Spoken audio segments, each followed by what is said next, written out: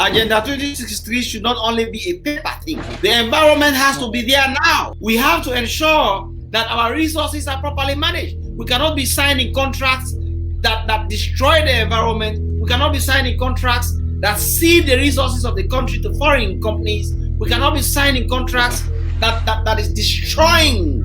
We cannot be unserious with our future, and we are talking about the future. The future is today, and the work we can do today to get there is more important than what we do when we get there.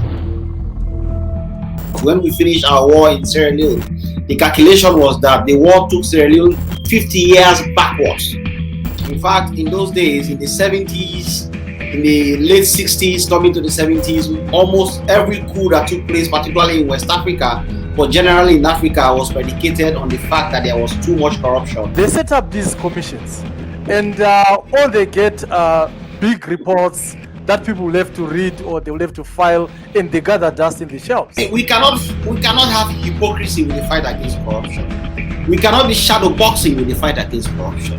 We cannot be seeming to fight corruption when we should be fighting corruption. That is why I have always said that there are key factors that are necessary for an anti-corruption campaign to succeed in Africa. Africa is on a mission. A prosperous, democratic, and politically stable continent is possible. The African Passport Show is a stage and platform where we allow champions to demonstrate that we are winners. I'm your host, Godfrey Mr. G. Madanire, and today I bring you one of the 50 global young leaders as recognized by Global Initiative for Good Leadership, Francis Ben Kaifala from Sierra Leone. Welcome to the show. Thank you very much. I'm very happy to be on the show today. Awesome. As someone who is in Sierra Leone, obviously the first thing that we would ask you is about the civil war, which lasted for over a decade in Sierra Leone. I know a lot of people lost their limbs or even their lives, and this was caused by greed. Ibrahim Kamara says the root of the conflict is and remains diamonds, diamonds, and diamonds. Do you still feel the effects of this civil war in Sierra Leone? Oh, yes. I mean, the civil war had many causes. Like you rightly said, greed was one of them. That was brought by the fight over the resources of the country, particularly mineral resources, and massive corruption, injustice. Many factors that are driven by corruption were the factors. We are a long way gone since 2000, the year 2000 when the war ended, 2002 when the war actually ended. But there is still the vestiges, the effect of the war in Sierra Leone. But we have bounced back strongly, and the country is now moving forward in a better direction. Awesome. I will get to talk to you about corruption, obviously, since I have you on this show. And, talking about war, I know someone said, instead of playing child games, those days children would be playing to the sound of guns. They would want to guess, is that an AK-47 or is that a machine gun? Instead of them playing like normal children. Now, this is something that we see throughout the continent where children are used as child soldiers. How can you put a stop to this kind of habit? Yes, I agree with you. And it will amaze you to hear that I was one of those children. I was actually here during the war. And during the 90s, I was in my early teens and really experienced the war itself. So it's true. But these things have to be put behind us because we have to understand that war itself does not help. It destroys lives. It prevents the better development of generations. And it also takes the country backwards. When we finished our war in Sierra Leone, the calculation was that the war took Sierra Leone 50 years backwards. So imagine we started in 2002 from a minus 50. And we have to get to 1 before we now go back to a positive 50. So that was the situation, and I don't want any country in Africa to ever experience this kind of situation. And Thomas Sankara in 1984, on his first anniversary in Burkina Faso, he changed the name of the country to Burkina Faso, which means land of upright people, and the citizenry to Burkinabe, which means the incorruptible. I'm sure he did this because he knew corruption was a serious sickness on the African continent. Now, you are the head of the Anti-Corruption Commission in Sierra Leone. What does it entail? And what progress are you making in your role? Well, yes, I mean, people like Thomas Sankara, that is why he's one of my own African icons, understood that the survival of Africa required the death of corruption. And therefore, at that early stage, in fact, in those days, in the 70s, in the late 60s, coming to the 70s, almost every coup that took place, particularly in West Africa, but generally in Africa, was predicated on the fact that there was too much corruption. And the military thought to do something about it. And Sankara sought to put in place measures, but unfortunately, like most other people who try to do good in Africa, he wound up dead.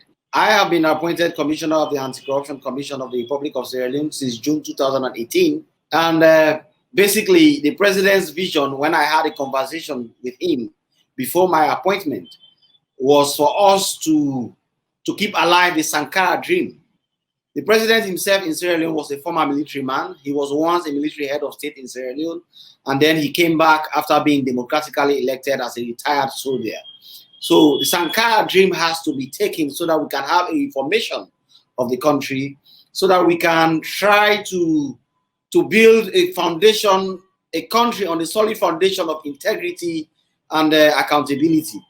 And that is the project that I have been leading, and the results are massive. In the 1 year that, in the 2 years that I have been commissioner, a lot has changed. For example, statistically, when I came in, the indexes were terrible. The MCC control of corruption scorecard for Sierra Leone was a failing position of 49%. We worked on it by the measures we put in place. We were able to change that. First, it jumped immediately the following year to 79 to 71%. Now we sit at 79%. And we are expecting that the next index, which is coming out in December, in November to December, we are going to move even above 80%, which is something which was not thinkable. And this is the first time that Sierra Leone has been able to pass that scorecard back to back 2 years in a row, and we are going to take it 3 years in a row when the next scorecard comes out. I already have insight into what is happening with that. But also, even Transparency International, we are still not extremely good, but we were at 131 when I came in as commissioner. Just last year, we jumped 10 places in one go. We scored the highest score ever in that index, for us to now be sitting at 119 today. And we are expecting the trajectory to continue and better. And that is what is happening for all other indexes, the Mo Ibrahim Index, the Afrobarometer, for example. Citizens' belief in the fight against corruption was below 40% when I came in. Today, it is above 66%. And we continue to push in that trajectory for there to be change. Prosecutions are moving faster. I have been in office, we have prosecuted 36 cases and 130 out of it. Only 6 were lost in these 2 years. So there's a lot more confidence in what we are doing. We have set up a special court for corruption, because what we had in Sierra Leone was the corruption cases were piling behind other cases like land cases, normal civil cases, the other criminal cases. So the cases were not moving forward. We used to have corruption cases in court for 10 years, 15 years, 8 years, 6 years. The average was 3 years. But now our cases are being completed in the maximum of 6 months. In extreme cases, it goes to 1 year. And the output from the court is faster because we have a special court for corruption with 5 dedicated judges who sit there to try the cases we charge in court. And of course, the president and his team has been giving us the required support. And our work in trying to clean up the country, which I am leading, has covered from the presidency coming down to the classroom, the teachers.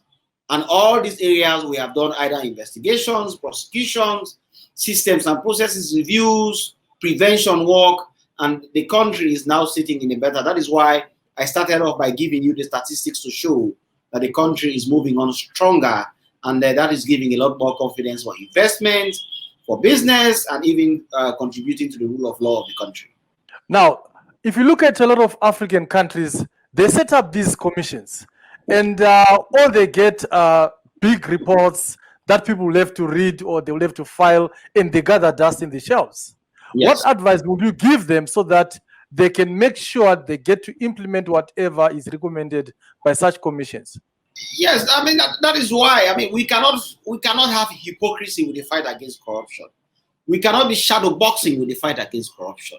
We cannot be seeming to fight corruption when we should be fighting corruption. So that is why I have always said that there are key factors that are necessary for an anti-corruption campaign to succeed in Africa. First, there has to be the political will. The political will goes beyond the president, what the president says in the manifesto.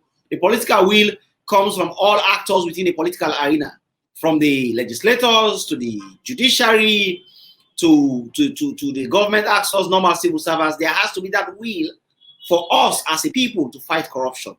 But the second pillar that has to be there, and a very important one, is the presidential will. There has to be a president who is at that helm, who believes and supports the fight against corruption. If that is not there, it will be difficult to succeed.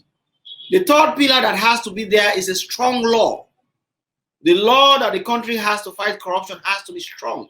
It has to have the necessary ingredients. Most countries in Africa, they give anti-corruption outfits the power to investigate, but they do not give them the power to prosecute.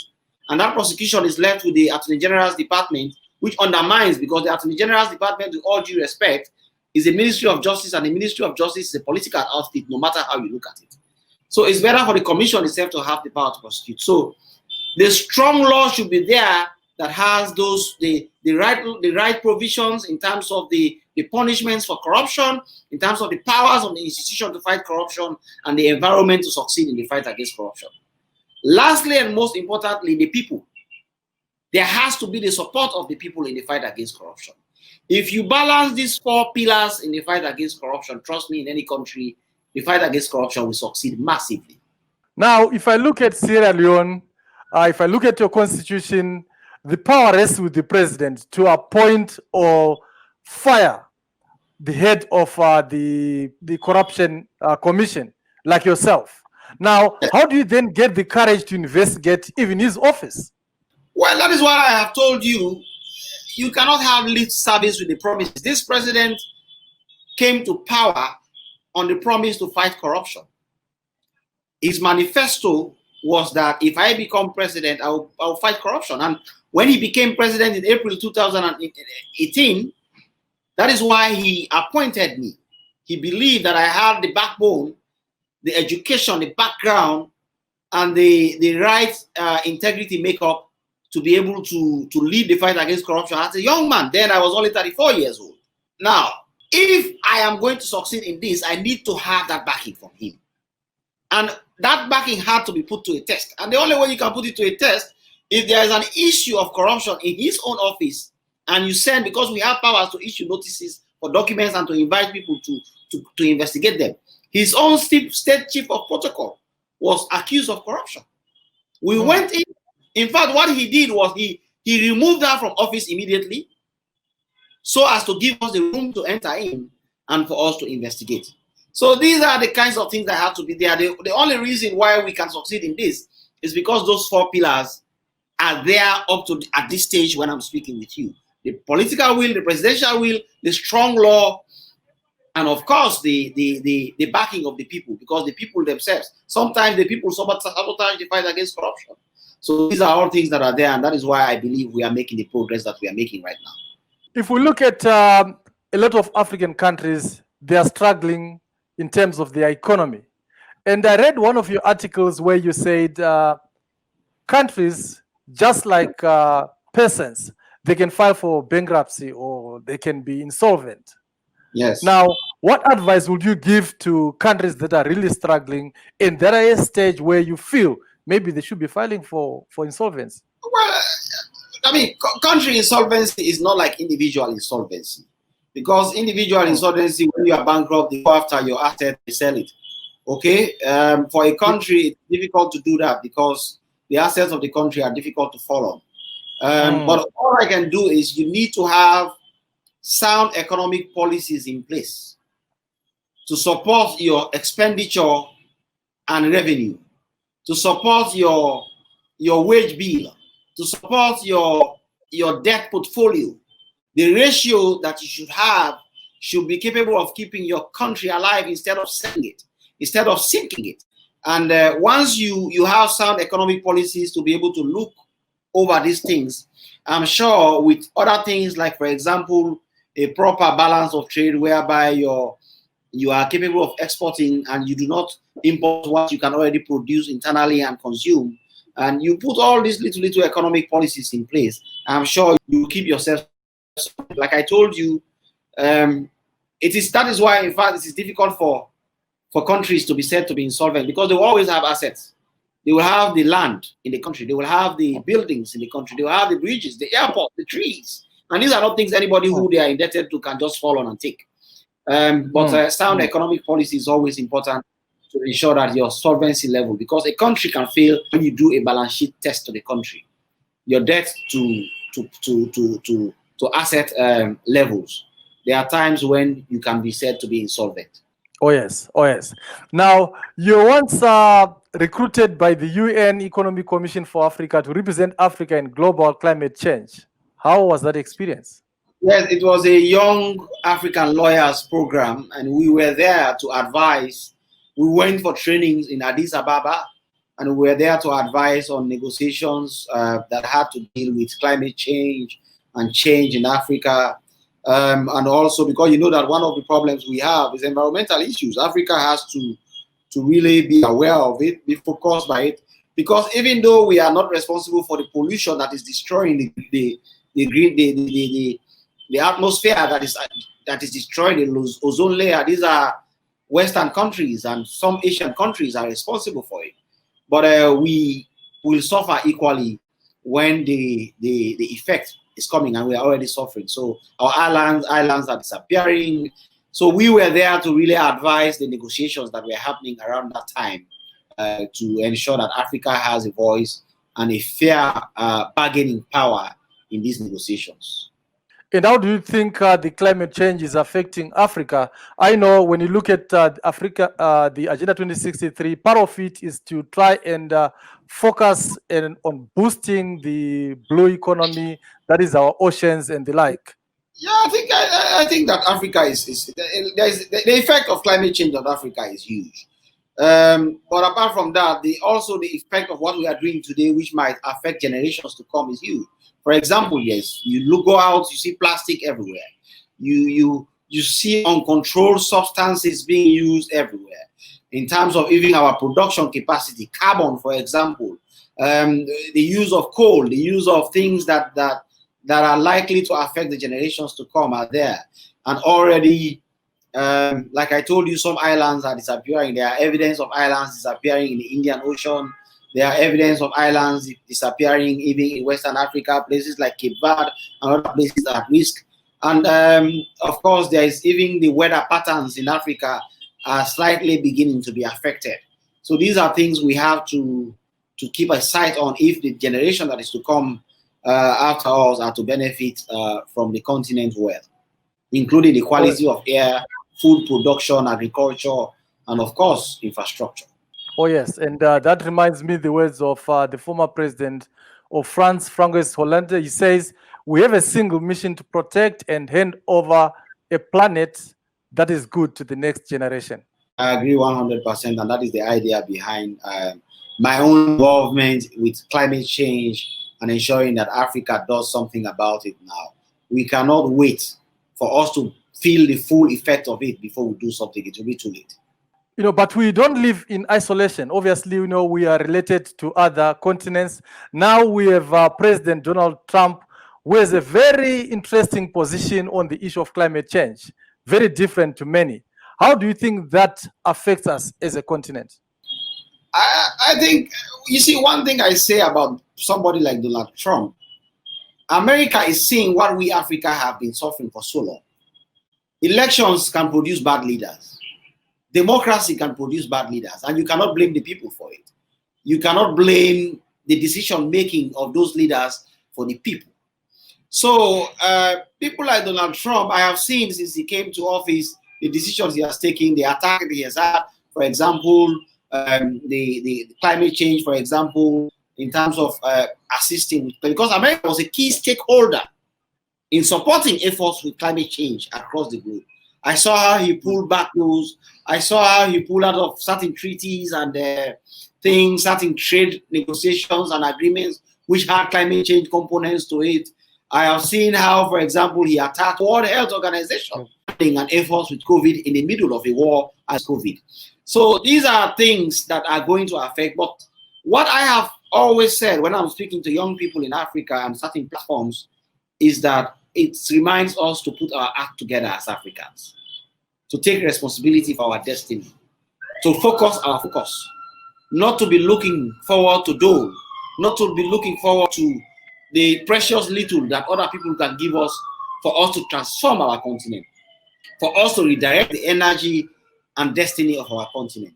This is the time. Donald Trump is a clear wake-up call, and that is why I support him. Let him continue to remind us that we have to be serious as Africans. And with that, I believe it will develop a new trajectory, a new impetus in us. The Thomas Sankara spirit will return to us. And of course, I'm sure it will lead us in a better direction as Africans. Now, as Africa, working together with the African Union, we are working towards building the Africa we want, a prosperous Africa, an African continent that is an equal global player, and we need to achieve this by the year 2063. How can we help achieve the vision and aspirations of Agenda 2063? The work has to be going on now. I was with young people just now. They came to me and they brought this award for me just now. This I got 5 minutes before we started this program for involvement with you activities. And I told them that young people are not going to be leaders of tomorrow, and they were shocked. I said, tomorrow you will not be young anymore. But I understand what you mean when you say we are future leaders. You are basically saying today we are young, tomorrow we will be in those positions. But the work to get there has to begin now. Yes. So it's the same thing, the same way I see the Agenda 2063, for example. If we are going to see the Africa we want at that time, there has to be, first of all, the leadership to drive it now. And that includes young people, middle-aged people, and old people. And there has to be the move towards it. Agenda 2063 should not only be a paper thing. The environment has to be there now. The rule of law environment, for example, has to exist. We have to ensure that our resources are properly managed. We cannot be signing contracts that destroy the environment. We cannot be signing contracts that cede the resources of the country to foreign companies. We cannot be signing contracts that is destroying the results of the country. We cannot be unserious with our future, and we are talking about the future. The future is today, and the work we can do today to get there is more important than what we do when we get there.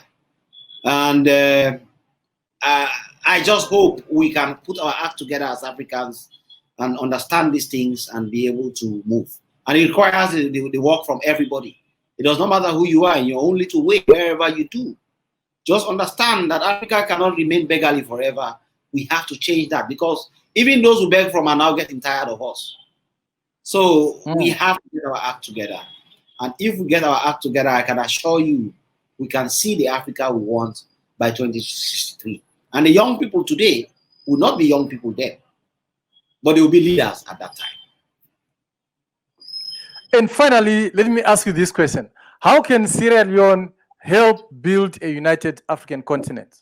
Well, I think the idea of a united African continent has been there for so long. Kwame Nkrumah and others have come and fought and tried and left.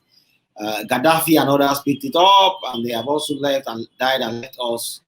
And we have not been able to have one serious blueprint of a united Africa. To me, unity in Africa is about diversity and differences in our unity. So we can embrace, first of all, our diversity, because there is no continent more diverse than Africa. We can embrace our uniqueness, our cultural uniqueness, our tribal uniqueness, and all these things, and work on it to ensure that we do not make other people feel uncomfortable, to feel that if we are united, we will lose our identity. If we are united, you will dominate us because you are economically more empowered than we are. If we are united, basically, this is the time if we are united by Africanness in our own unique way, as Sierra Leoneans, as Malians, as Zimbabweans, as South Africans, as Mauritians, will disappear. If we create that kind of comfort across the continent, whether it's economic comfort, whether it's cultural comfort, whether it's tribal comfort, we embrace our diversity firstly, and then work towards strengthening ties, economic ties, religious ties, cultural ties. That is what our unity in Africa will be. It will shift away from political unity to diversified unity. And that is the beauty of Africa that we have to embrace to move forward. On that note, I would like to thank you very much, Francis Ben Kaifala, for being part of this show. Kofi Annan once said, if corruption is a disease, transparency is an essential part of its treatment. Africa is calling for transparency. We need to move away from a culture of promoting Nicodemus kind of deals pursued in the darkest hours of the night. Let us build the Africa we want. Thank you very much for being part of this show. Thank you very much. I appreciate it very much, and thank you very much. Awesome. Yes. Thank you for watching. Tune in next week, same time, same place, but remember to like, share, and subscribe. Do not miss the next episode of the African Passport Show as we publicize and promote the vision and aspirations of Agenda 2063. Let us work towards the Africa we want.